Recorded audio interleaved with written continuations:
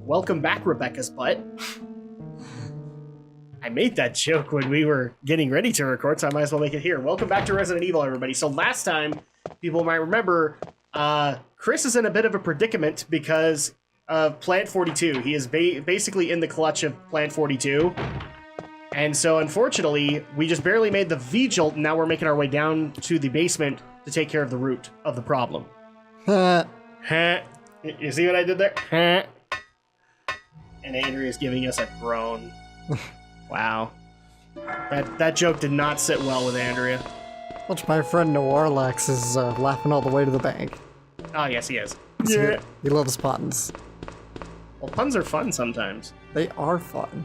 I don't know. Have you ever seen it's something Smosh does, but I'm not sure if it's on their official channel where they do dad joke duels. I don't even I need to show you those. I don't even think I follow amazing. Smosh anymore. Huh? I don't even think I follow Smosh.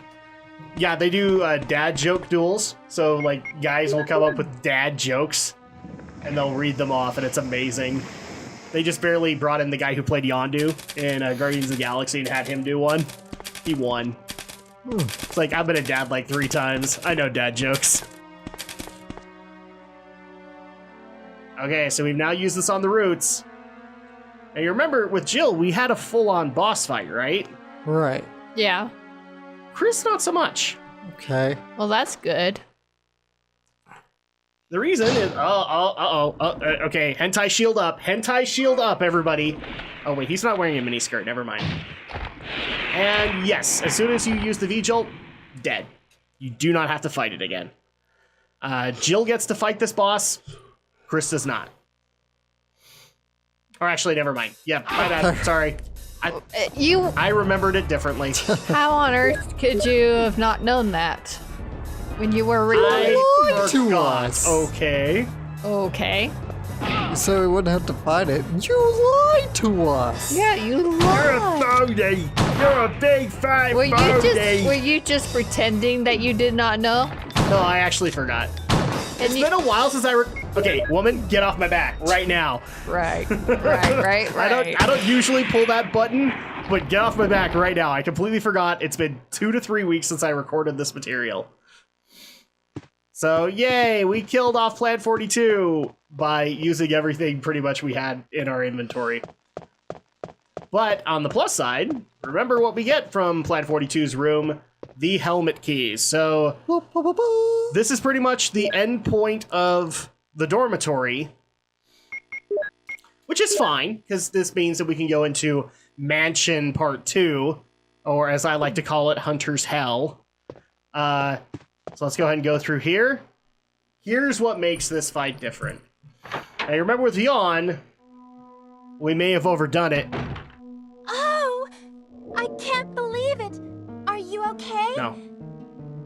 Yeah, so much for him. We got to the root of the problem. Ha! Rude. Saved again. I just... Really, thank you. You'd do the same for me, wouldn't you? I guarantee it. Oh my gosh. Well, Chris, this is Richard's radio. We received communication from Brad at the courtyard a little while ago, but he is still flying around in the sky. He obviously couldn't hear our voices. Maybe his radio is broken. I see. Understood. I'll keep it. We should somehow let Brad know we're here. Okay, so this is how Chris gets the radio. I think we've officially found our episode title this time, too. At the pharmaceutical room I found a little while ago, I think I will be able to make something. So episode title, Chris likes puns, too? Sure. Yep. Anyway, Chris, I'm glad you're safe. I guarantee it. Alright, so here's another major change to it. Now, if you played this wrong, then you're probably obviously very much hurting from the Plan 42 fight, right? Yeah. You used up your health items, you don't have it, like, you used up your last bullet. This is an added bonus that you can get right now. This room is fully equipped with medical supplies. I can treat you, except for your major injury. Would you like me to? Yes. Do you want me to heal your wounds? Yes, please do something for me, temporarily. Okay. Bow chicka wow wow. Rebecca treats Chris. Yeah, treats. Most of these medicines are from Umbrella. What's Umbrella? Don't you know? It's a large-scale pharmaceutical company based in Raccoon City. Oh, I see. You don't say. Okay, so this is pretty, like, this is another way that you get a little bit more information, is, remember, Jill didn't really introduce us to Umbrella except through files. This is the first time via voice segments you've actually heard the name Umbrella, and you know who they are. So they're a big conglomerate in Raccoon City. Did somebody get shot? This is pretty much the same scene from Wesker! Jill's. Chris, you're alive. My words exactly. Where's Jill? Aren't you with Jill? I'm sorry. We were attacked by a strange monster. I lost track of her while we were scouting around. I hope she's okay. I'm sure you do. I see. Well, it's not your fault. This place is crazy. If we stay here, all of us will end Actually, up dead. Chris, it's totally his fault. What should we do, Wesker? We have to complete this mission. Whether we escape or stay and look for Jill, we don't have many bullets left, and we can't even protect ourselves. We're still in trouble. Chris, there are a lot of locked rooms in that house. Check them out one more time. There must be a place to hide safely. I'll look around the house a little more. Okay. Let's get going. It's kind of weird seeing these scenes now that you know he's the mole and you know he's the threat. Yeah. Maybe too bad it wasn't like if you were playing Chris first and then Jill's. You know. No, because Jill, I would have preferred to play Jill anyway. I like the Jill Barry dialogue way more than the Chris Rebecca dialogue. Although I'm starting to get a new love for the Chris Rebecca dialogue. It is so hammy. All right, so we are officially done in the dormitory. So this is now Mansion Part 2. As people remember, this is going to be where the Hunters make their debut. But, yeah, back to what we were talking about before is, like, this is the first voice ever voice cue that you get of who Umbrella is. They're not just, like, this big conglomerate around the world. They are the biggest pharmaceutical company in Raccoon City. So at that point, it's like, okay, so Raccoon City has been working on biological weapons. Or not Raccoon City, but Umbrella has been working on biological weapons under the guise of being a benevolent pharmaceutical company in Raccoon City. So that's something to consider. And for people who are already going to scream, like, how did he not know who Umbrella was? Chris's story compared to Jill's based in Raccoon City. Chris was a former Marine. So he was out fighting wars before he got recruited to STARS. So let's go ahead and get off of Chris's back at least a little bit. You know, He was a military guy. He's an alright dude. He's an alright dude, but his scruples are weird. Oh, and so this is the scene you actually missed, Andrea. This is Brad. I know you can't answer me, but somehow, give me a sign. Because you were dealing with baby girl stuff at that point, and This is yeah. Chris. Brad, can you hear me?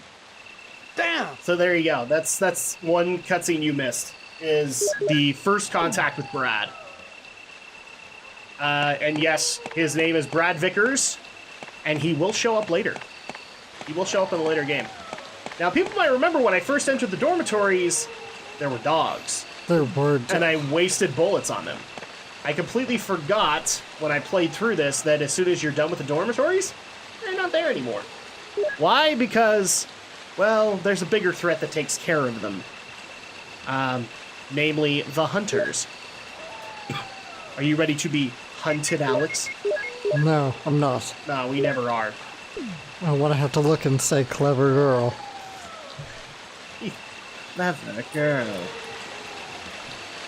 So there we go. We're just making our way back to the mansion, and thankfully this was a very quick run through, but I think I told this story on a previous part, but this was the frustrating part of the Chris playthrough for me, because I was doing really well, and my health was a little low, like it was just barely in the caution level, except whenever you're in the caution level, any elite kill that a zombie can do, they can do.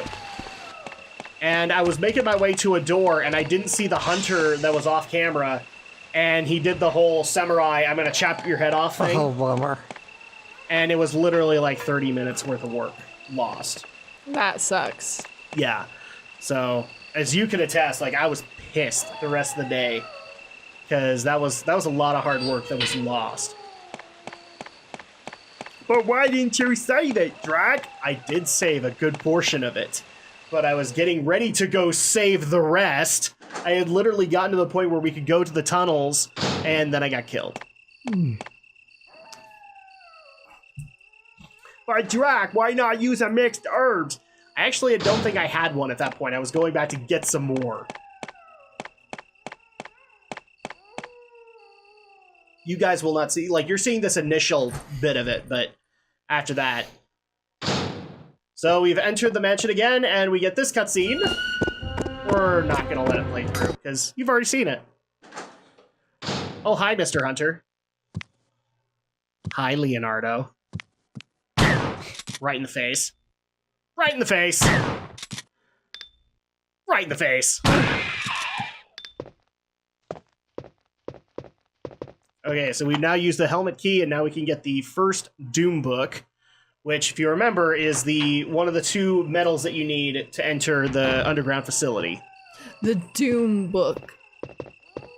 The book that, in fact, spells out Doom. Not that Doom, people. Id, don't sue us for it. It's not that Doom. Doom was a word way before you guys coined it. Now, here's where I actually had a little bit of a miscommunication. I, for some reason, couldn't find the light switch in that room and thought I had to go get the lighter for Chris. No, I just wasn't looking in the right part of the desk. So, yay! But we're clearing our way to a save point, so not necessarily the worst thing in the world. Oh, hi, Hunter Butt. Yep, that's a Hunter Butt right there. You like the Hunter butt, don't you? I'll admit, I like Rebecca Butt a little bit more than the Hunter Butt, but you know. Butts. Butts, yes. So you remember that Barry left the note for Jill? Wesker leaves the note for Chris. And this is all the new stuff that Chris has left you to explore the mansion. You take the shells. Barry? Jill, don't be angry. I wanted you to wait for me. That joke will never get old. Nope. In fact, people have already asked, like, when you play the remake, are you going to play Jill first? I think it's, unless things change, and we got a few games to get through before then, I think it'll be Jill only, because I love the remake, don't get me wrong, but its story is very, like, as you can see, the story is very linear. Not a whole lot, and where there are minor changes in this game, there are less changes in the remake. Aside from the cutscenes that you can get between Chris and Rebecca and Jill and Barry. So right now, at least my thoughts on the matter, and obviously Alex and me will talk about it more, we will probably only do one playthrough on the remake. And maybe as bonus episodes, I'll go and record the Chris playthrough and just show you the cutscenes. The little differences. Yeah. And it'll just be a little post-commentary, like, this is what changes between the 2 stories. Because really, the gameplay doesn't change. You follow the same progression. Which, I mean, the remake will be fun because they actually added elements to the mansion. So, there you go. Okay, so this is the point where I feel like a dumbass because I brought my lighter and you can't use it. There's a switch, will you push it? And you're like, no. I think that pretty much covers it. To quote my daughter, she likes doing that. Oh, yeah. And here's the Magnum rounds. Now, as I've said before in previous parts, we're now going to be starting to cut out a lot of the errand running. So people might notice the magic cut right there. I was just basically making my way to the save room to deposit things, to get the metal out of the Doom book. And we'll also magic cut after we get the Magnum rounds out of that room. And then we get to have fun running through the mansion again. So I'm actually going to ask this question. Let's actually have this competition. Barry versus Rebecca. Which character do you like better as the support? Or which dialogue do you like more and think is more funny or whatever? You can judge however you want, but Barry versus Rebecca. Alex, who do you like more? I think Barry has the more funny dialogue. He really does. Rebecca's pretty endearing. She is, but her voice actress, I don't know where they were going with it, but it's like, oh, we need you to play like cutesy 10-year-old girl, and she's an 18-year-old medic. So, not sure what was going on there. So, is this the room? No, it's not. Okay, this was not the room where I got one shot, and I was pissed off about it. See, this is me debating whether or not, should I go through this gauntlet because I know there's a hunter in here? I guess. And now you can see where I got a little confident because there wasn't a hunter coming to kill me until now. Whoa. I hate it even when post-commentating this when I waste ammo. Oh. Damn it! 2 shots wasted on this guy. Shells are few and far between, guys. That sucks. Oh, and here comes Alex's favorite addition to the rooms. Oh, come on, man. Yep, spiders on the ceiling. We're not gonna fight them though, Good. because we don't have to. We will use this room very rarely to get around because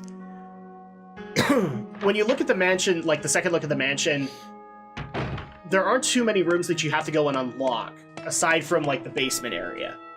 But the other rooms that actually use the helmet key, there's like 3. So right now I'm basically doing a run around to the other helmet rooms so that I then can get all the stuff out of them before I go face Yawn a second time. So here we go. You guys get all the cool second visit music of the mansion. Bum, bum, bum. So what about you, Andrea? Where are you standing with Barry versus Rebecca? Who are you liking more? I think I like Barry more. Barry's a lot more fun. Oh, yeah. I'm gonna go in the Barry camp as well. I mean, I like Rebecca, but I don't know. I kind of like Zero more, where they actually tried to give her personality. Like they tried to give her a actual character and all that. And you guys will be able to see it when we get through Zero, but she plays more as a realistic human being instead of a character archetype in an anime. Da-da-da-da-da-da. Yay! Sweet, safe save room. I mean, there are people, though, that even adult women that have that kind of voice, though. Oh, no. I'm not just talking about the voice. I'm saying the character was also kind of written that way. Where it's like, oh, yes, she can treat your wounds and she's an amazing medic, but when we get to Zero, we actually, get personality from her. We get, granted, it's more of a tsundere kind of personality, but it's still a personality. And considering who she's partnered up with, it makes sense. Oh, hi, Hunter Room. Oh! As people can see, I can tank Hunter hits a lot better. Like Jill, after 2 smacks, I'd need an herb by that point. So at least we have that going for us. Imagine if those animals in there would come to life and you're like, Surprised they don't. That was the worry when you originally played the game, is like, yeah, they will come to life. This reminds me of Psycho, actually. Yeah, It's very Hitchcockian. well, I mean, it's one of those things where I would love to see a full in-depth interview with Shinji Mikami just to get all of the inspirations for the mansion. Because, I mean, here's the thing, and this is going to get spoiled to you guys a lot. This mansion atmosphere gets reused a lot in the Resident Evil series. And it's just simply because it's an area you don't have to create that atmosphere. It already exists. So it's one of those things where I would really love to have an interview with Shinji just to say, like, the inspirations that came into the Spencer mansion. Well, a lot of it was that movie that became the basis of the Famicom game Sweet Home. Sweet Home, yes. Yeah, a lot of Sweet Home was based on a Japanese horror movie about like reporters in a mansion or something like that. Oh, I didn't know that. Yeah, so I know that's where a lot of the inspiration came US from. people who immediately assumed that like all of the inspirations for this were based on Romero. No, I didn't even know that. Please don't tell me it was Ringu. No, it's not. Okay. It's not Ringu. It's I think it's also called Sweet Home, literally, but I could be wrong about that. I can't honestly remember off the top of my head, but I do know. And I know that another game series, at least the way that it's been explained to me, Clock Tower actually takes a lot of inspiration from Sweet Home. So, I don't know. I've always wanted to know that. I've never played the Clock Tower games. Never really been interested to do so. I know that they're an acclaimed horror franchise in Japan, but they haven't... I think we've had 1 or 2 games make their way to the States. Oh, what? You got your phone. I can look it up now. Mm. Alright. I have to unlock it. You know, one of these days, Alex, you'll have to buy your own smartphone. I know, but I'm poor, okay? Yes, you are. Let's see. That's why I said you will eventually have to do this. Hi! I was hiding around the corner. Screw you too, buddy. I was hanging out over here. Just hanging around. Okay, so let's go ahead and use the red jewel. Yeah, you get QWERTY. And get ourselves the Cult Python, aka the Magnum. And trust me, the Magnum will get a lot more use with Chris.